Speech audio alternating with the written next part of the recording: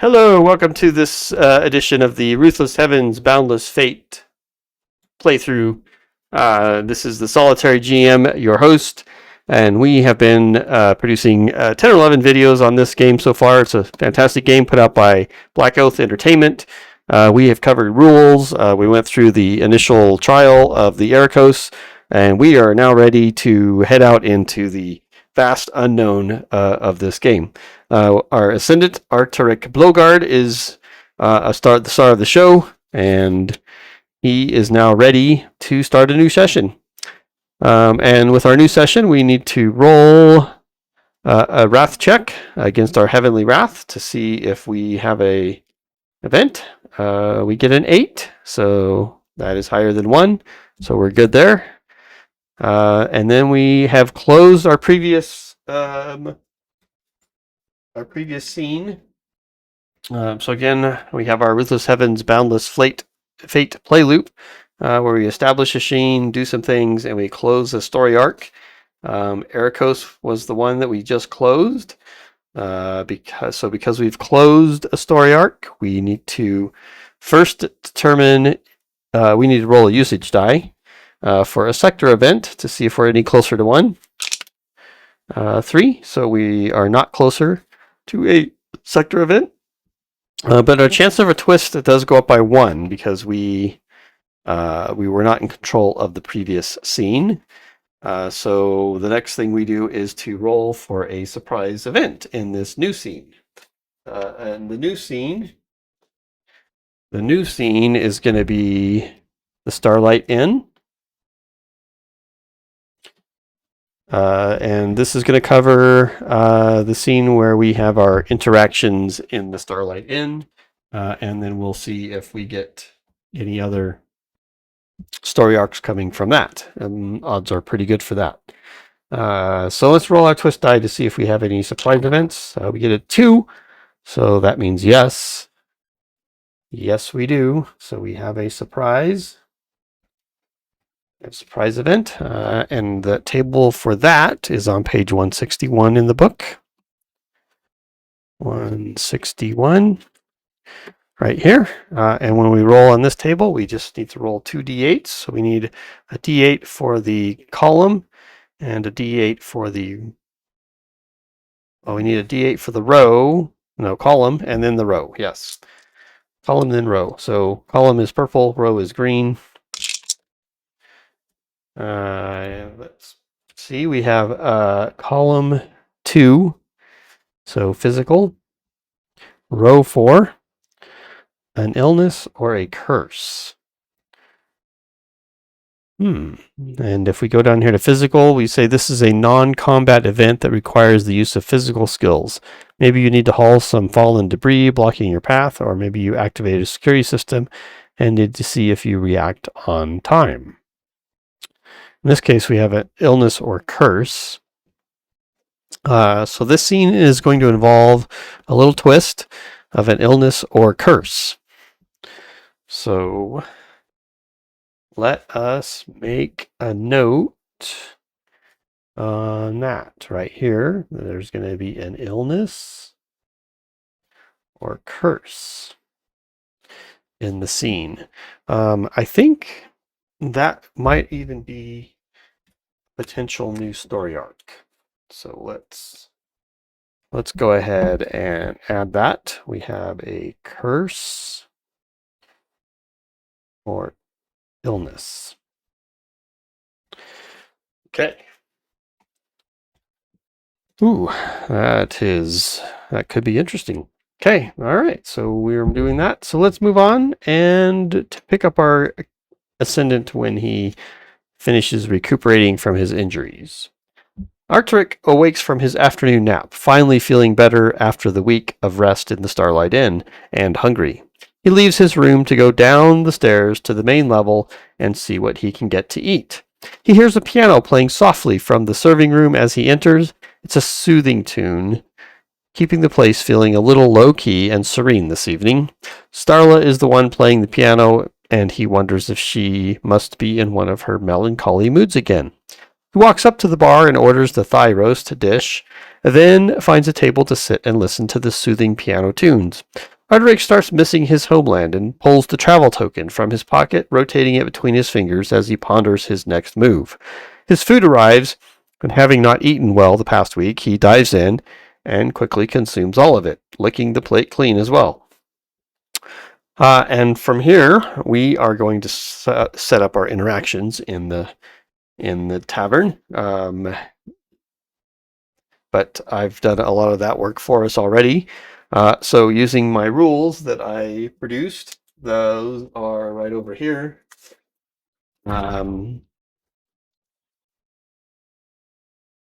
Let's see. Menu. We have the menu. Evening entertainment was the solo act, and that was Starla playing the piano. Starla is the owner of the establishment as well. And then we determined with this mechanic right here, the guests that are in the Starlight Inn that we might interact with. So having done all of that, and I did a video on that before as well, so you can check that out. I came up with 14 possible interactions. Of those, 4 of them generated actual interactions. And then the next thing, once we've done that, is we determine the order which they will appear. I just roll a D100, and whoever gets the lowest result is the one that goes first. So those rolls are right here. And I've ordered them 1, 2, 3, 4, the 4 interactions. So the first one is this female archivist member. Her name is Ariel. So we will just ad-lib a bit of the scene as it unfolds. So as he finishes licking his plate clean, he sits back in his chair and feeling rather full and fulfilled from the meal, and looks around the room. And just that moment, this female slips into the chair across from him, on the other side of the table. And he looks at her a bit startled by this sudden intrusion on his comfortable eating environment. And she says, "Good evening. You're new here, aren't you?" So, well, sort of, I guess. Yes.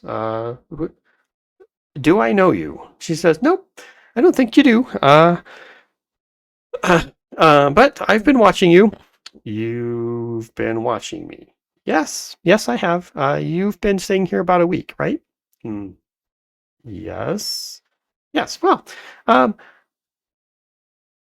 I have a proposition for you." Oh, yes, I do. Have you heard of the archivists? The archivists.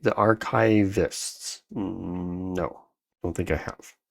Oh, well, we are one of the factions in the area.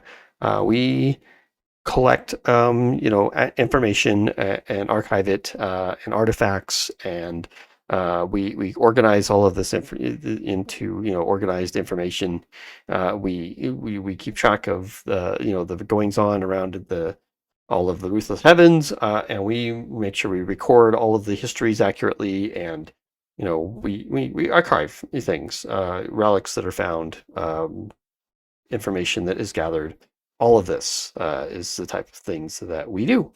And yes, I have a proposition for you, but we cannot talk about it here. So, I didn't catch your name. I'm sorry. Yes, my name is Ariel. Okay. And I'm Arcturic. Yes, I know. Well, yeah, nice to meet you. So are you free tomorrow, about noon, to come visit me in the at the headquarters of the archivists here in Eros? Tomorrow? Well, I don't think I have anything at this point, so okay, yeah, I think that I could probably do that. At the headquarters, you say? Yep, the headquarters. Yeah. Just come into the receptionist. Tell them you have a meeting with myself. Ariel's my name again. Right about noon, and they'll show you to to my office, and we can discuss the matter that I have in private. So I think that would be better. So, well, it was very nice meeting you. I will. I'll see you around. Hopefully tomorrow. And she gets up and leaves and disappears into the crowd. And Ulrich's sitting there. He's like, "Well, that was interesting. I don't know too much about them. Well, I guess I'll consider. I'll think it over. Going over there tomorrow. Yes, I think I will. Okay." And he decides, before anyone else decides to accost him, to stand up, and he's going to just stretch his legs a little bit. And as he does that, a vagrant, just a man, just an Eros citizen, one of the locals, he's bumps into him. And he says, "Well, excuse me." And we're going to use the reaction table here to see how this one progresses. So we're going to roll a d20 to get our initial disposition. Get a 15, so we're indifferent. And we roll a d10 initially. We get a 5, so it's still uncertain. So we roll again a d10. We get a 6. Which is to negotiate, and roll again.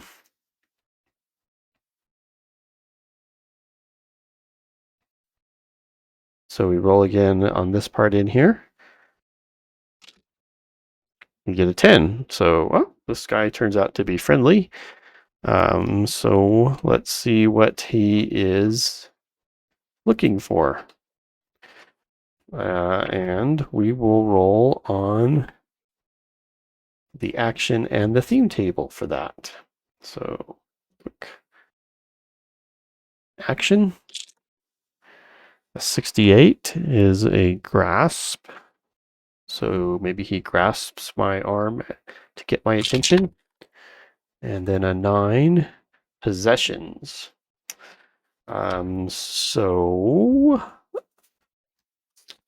If he grasps my arm and he is concerned about a possession, did he lose one? Maybe. Let's see if he's lost a possession. So we will roll on our oracle. Has this vagrant lost a possession? Is that what he's seeking help with? I think that's a 50-50 concept. Here we go. 16, and it's higher than a 10, so yes. Is there a complication to this? Nope. I think because we roll a d6 to see if we get a 1. Yep. So 6 means there's no complication. If we get a 1, then we'd roll on this table. Okay. All right, so he has lost one of his possessions, and he has grabbed my arm. So let's go forward with that. This vagrant, he grabs my arm as I stand up.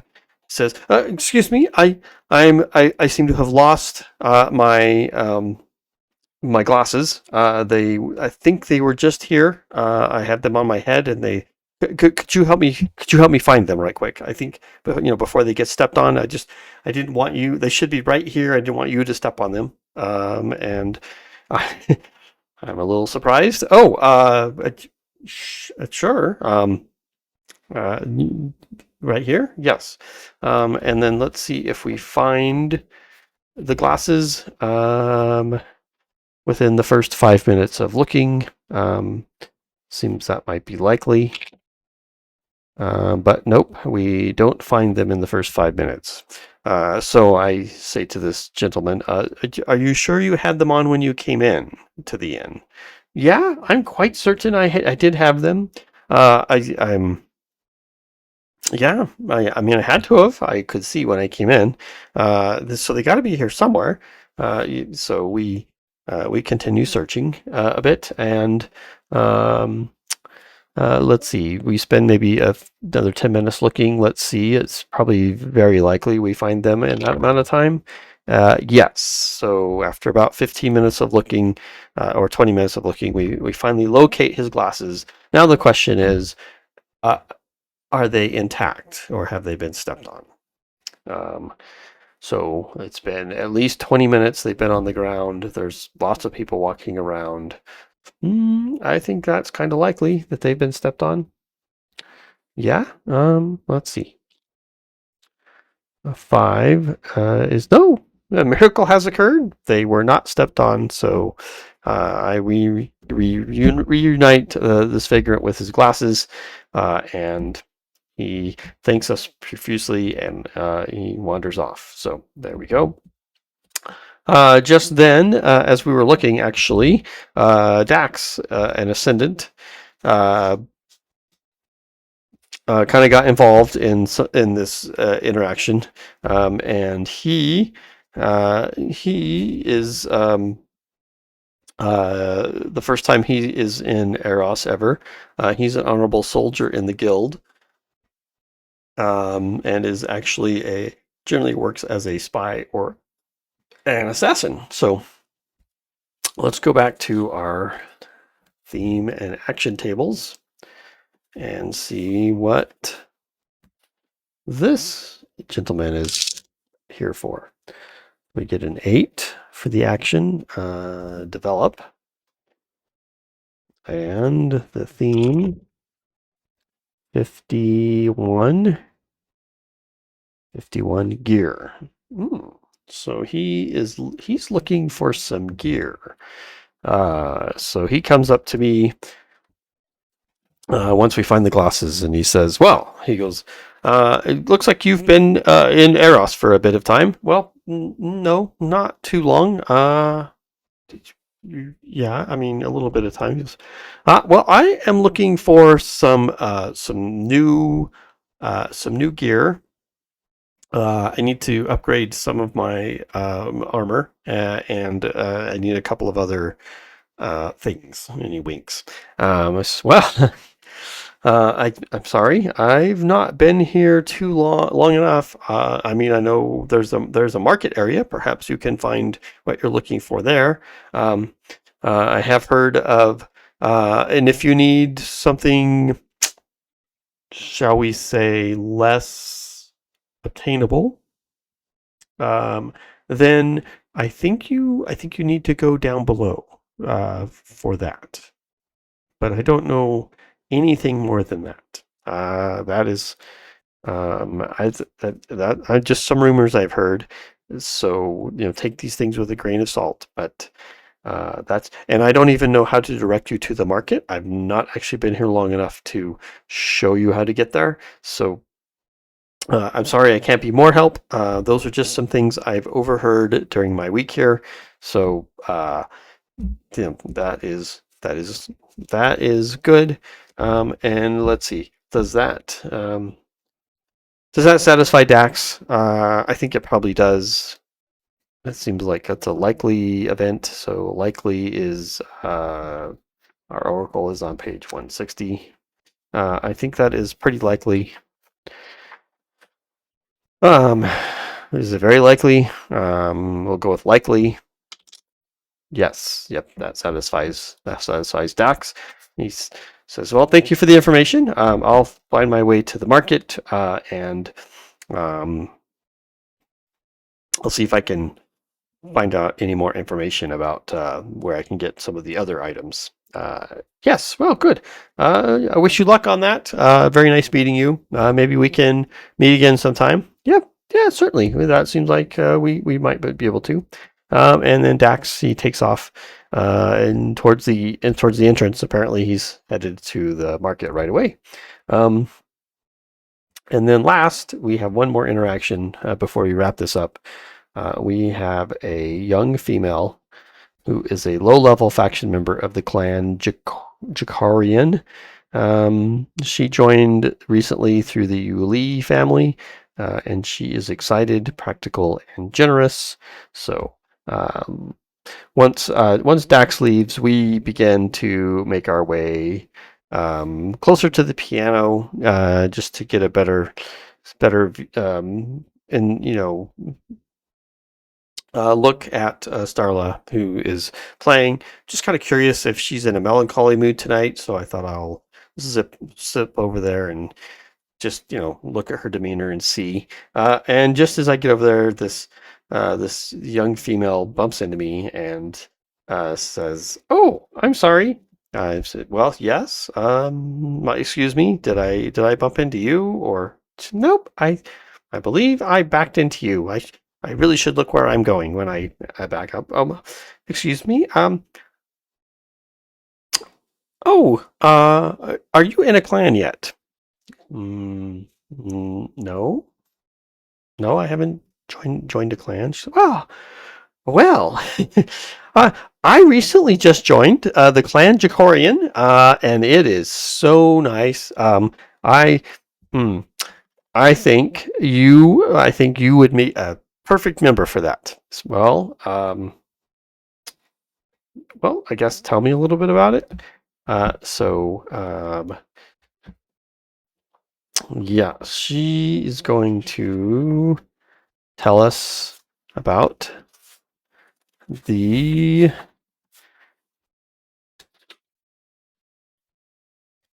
clan Jacarian. It says Clan Jacarian are not mere peddlers or bartering opportunists. They are seasoned merchants who navigate the perilous expanse with equal parts cunning and firepower, driven by a deep-rooted belief in the power of trade to foster prosperity and understanding. They strategically expand to resource-rich planets, enriching themselves and shaping the sector's economy in their wake. Being as they are a tight group of families gathered under one same clan, most members of the clan belong to one of the three main families. The Jacorian, who deal with the diplomatic and governing aspects of the clan. The Hot, who act mostly as enforcers. And the family Shi joined under the Yuli, who explore the sector in search of new opportunities for the clan, securing trade deals and setting up outposts. So that might be why she has cornered us. So, yes, she gives us a little rundown of those things, and she says, "Well, you are fairly new here, so is it because your home planet was recently um, captured by the Ruthless Heavens?" Yeah, I don't know if I want to. I don't know if I want to say about that at this time. Oh, come on! It's it's it's exciting. I mean, we can go there and we could we maybe set up some trade deals or something. Do you need some trade deals set up? No, no. I, I think let's see. What is my reaction to this offer? Uh, we'll just go with my initial reaction here. A 5. So I'm indifferent, but a pretty low on the end of that scale. I don't know. I'm not sure. I don't really want to. Yeah, I'm not ready for that sort of thing. I think that's it. And her, and this makes her a little bit sad, apparently. So I'm like, well, I'm sorry. I think I need to get a little more of experience in before I start making deals. Does that seem reasonable? Well, okay, I guess. Uh, but maybe I'll bump into you again. Yeah, maybe that could happen for sure. I mean, these things have happened before, but yeah, that's good. Thank you. Um, so once we bid goodbye to this young female, we step outside and get some fresh air. And that will be a good point for us to take a slight pause and realize that we have the meeting with the archivist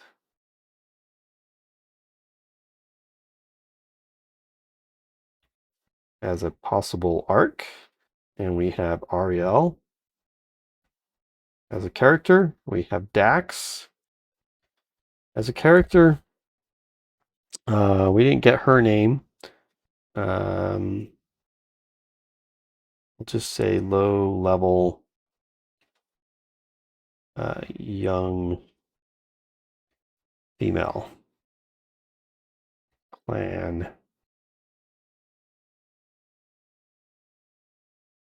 Jokarian. Okay. So I told you we will get some characters, and look, we've got a couple of story arcs coming out already. So there we go. As I step outside, I'm thinking, well, yeah, I think I would like to. I think I'd like to return home. Is what I'd like to do at this point. So he takes out his travel token and flips it through his fingers, and he invokes it, and the lights flash, and he zips from this location in front of the Starlight Inn to his home. His home is the capital Ezra, and we detailed out our capital the other day. But briefly, it's got lots of green spaces, wooded areas, flowers are throughout, has light gray buildings, some with red accent bricks, and the streets are paved with a clay and gravel mix, which is hard-ish most of the time. Our defense rating is 12, and we have the only building is a teleporter. So when we return home, we need to do a capital event, or we need to roll for a capital event. And then we can build a structure. So capital event, I didn't mark down the page number for that. Let's see if we can find that quicker by looking in here. Building your capital 232.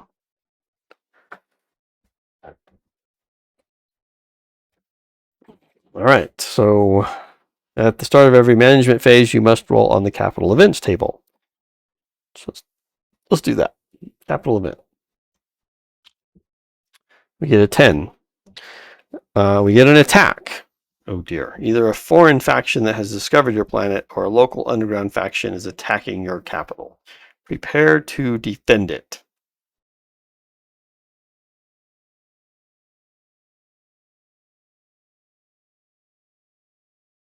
Capital City will only start suffering attacks after building their first structure, so ignore any attack events before. Well, we haven't really built a building, so that means we ignore the attack initially, because that says that right here. We'll only start suffering attacks after building our first structure, so we haven't built any. So we should ignore any of those. And okay, so that is the capital event. Next up, we're going to see if we can build something. The only thing we can build, if I look through the list, the only thing I can build is a Valor Mark exchange. It's free because I don't have any money. In fact, not only do I not have money, I owe the Starlight Inn some money. So we're going to have to go find something that we can make some money on soon. So we will build a structure, and that will be a Valor Mark exchange. So we'll mark that on our sheet of our capital. Valor Mark exchange. So now we've built a building. So next time we come, if we get an attack, we will have to deal with the attack. Okay.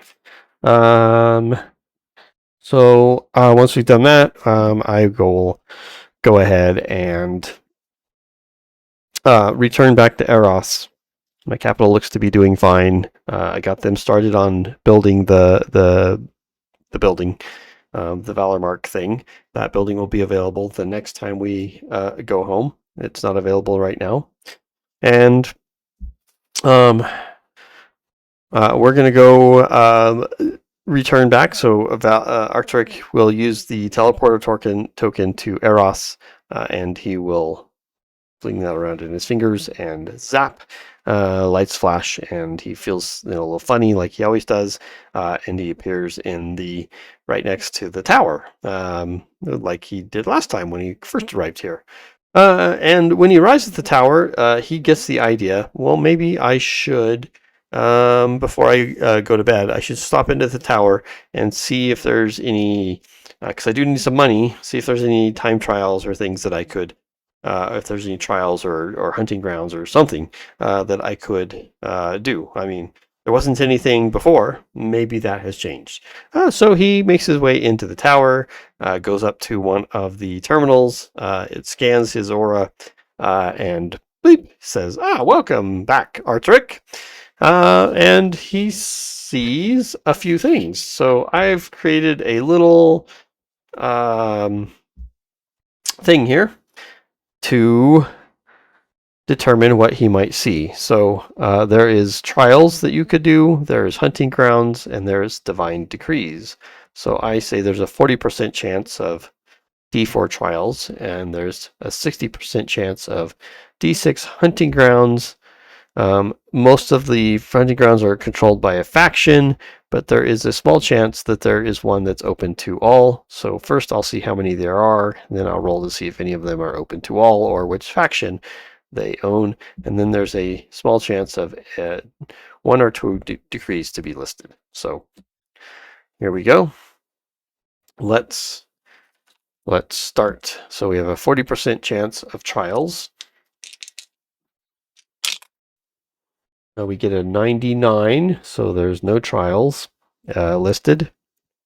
Let's see. We're going to roll for now a hunting ground. Got a 60% chance of hunting grounds. We get a 90, so there's no hunting grounds either. And then we'll roll 4 decrees. 86, so our dice are rolling large. So our screen is blank. There's nothing in there. And Archer goes, well, huh. Well, maybe it's because it's the end of the day. Perhaps I should go sleep. And he says to himself, maybe I should go sleep and try again in the morning. That is probably best. So he removes himself from, backs away from the terminal there, and steps out of the tower and makes his way over to the or he starts to go back to the Starlight Inn, and he thinks to himself, maybe I should figure out where the archivist headquarters is before I need to go tomorrow. That'd be a good thing to do. So he will need to. So he goes up to someone and asks, "He's like, which direction do I need to go for the time trial?" And that person will respond to him and say, well, yeah, I don't know why you're asking me, but yeah, that I believe it's down that street over there, somewhere. I'm sure it's that way. But anyway, yeah, I'm busy. Let me go. In our street. Well, that was a strange encounter. Maybe I should ask someone else. I didn't really get very good directions that time. Let me ask someone else. So he finds a female this time. Maybe that'll go better. She gets a female in. All right. So what I'm doing is a presence check, because in the book it says Eros citizens are a little. It's a mess of cultures, mix of cultures, and people in Eros are a little hard to interact with, and sometimes they don't give you accurate information. So you use your presence check to see when you talk to someone if they give you correct or incorrect information for the most part. So that's what we did. First presence roll was a fail, so that we got bad information from that guy. This presence roll is a success, so looks like we'll have better luck this time. So the lady says, "Oh, yes, I know right where that's at. You just need to go down this street over here, go about 2 blocks, and then once you arrive at the second block, you'll see the perfume shop, and you'll see the cloth shop next to that. You want to turn right at that intersection, and you need to go down 1 block, and then take another left, and you need to go about halfway down that block, and the place you're looking for is on the right. I believe it's like the 4th door. They don't really have a sign, so um, you should be able to find it though that way. I said, "Oh, thank you. That is, I will follow those directions to a T, and we'll see if I can find it." I appreciate it so much. So I do that. I will head down the street that she indicated. I go to the 2 blocks. I see the perfume shop that she mentioned. So I take a right, and I go a block, and then I take a left, and then I count doors on the right. 1, 2, 3, 4, and it's a gray door. Does have some writing on it, so I go look at it. It does the writing. We'll go 50-50 if the writing says. And it does. So the writing on the door, faintly scratched in, says the archivist headquarters. So, oh, well, this is the door. So I make a mental note of how I got here, and then I make my way back to the Starlight Inn, and let's update our story arcs, because our Starlight Inn interactions concluded. So that one is complete. And when we complete a story arc, again, we need to update or add any story arcs. So we have 2 new ones. We've added our characters. We need to add or remove any characters. I don't think we need to remove any. We're going to go see Ariel, and we could run into those 2 again. Maybe after some time. If we haven't, we'll take them off. We need to roll our usage die for a sector event. So that's still a D8. And we get 8, so it is still a D8. We're not any closer to a sector event. And that was our main scene. We already traveled home once this interaction, so I don't think we'll do that again. I think we'll just retire to our room in the Starlight Inn. I will make a note that we do owe the Starlight Inn some money. So I'll put that right over here, that we owe the Starlight Inn for this is our 8th night for 8 nights. I'm not sure what the going rate is for a room here. I'll have to think about that, and then we'll know how much we need to pay. So we're definitely going to need to do something to get a to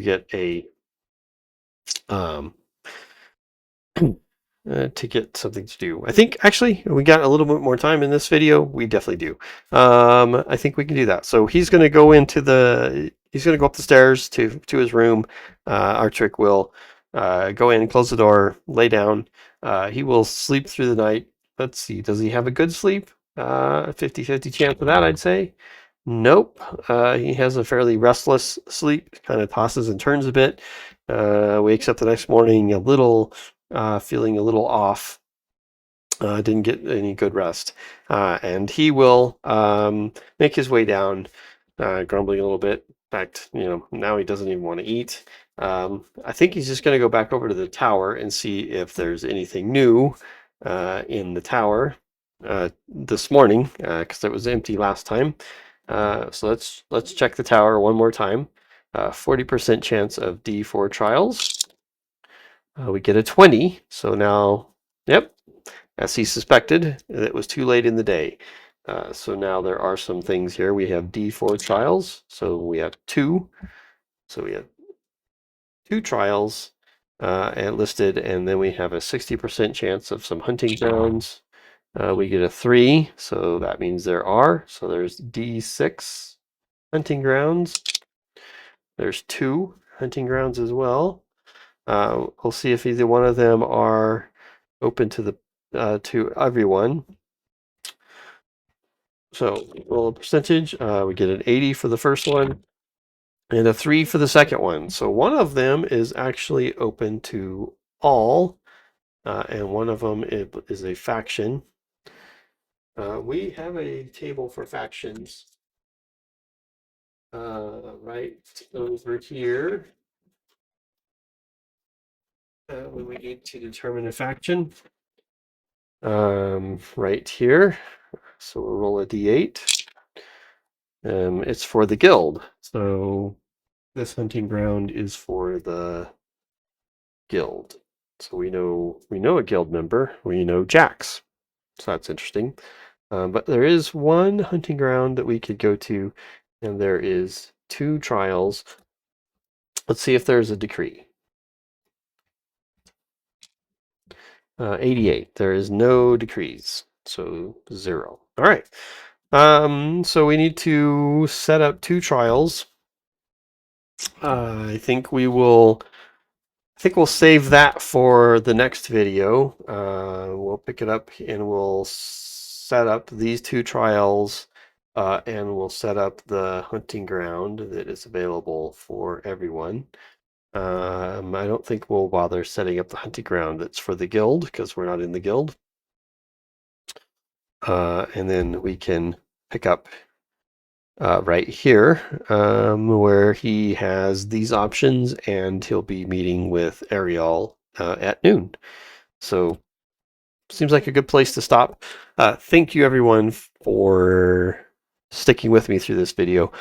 Comment below if you had any comments about what we went through in this particular phase of the Ruthless Heavens Boundless Fate.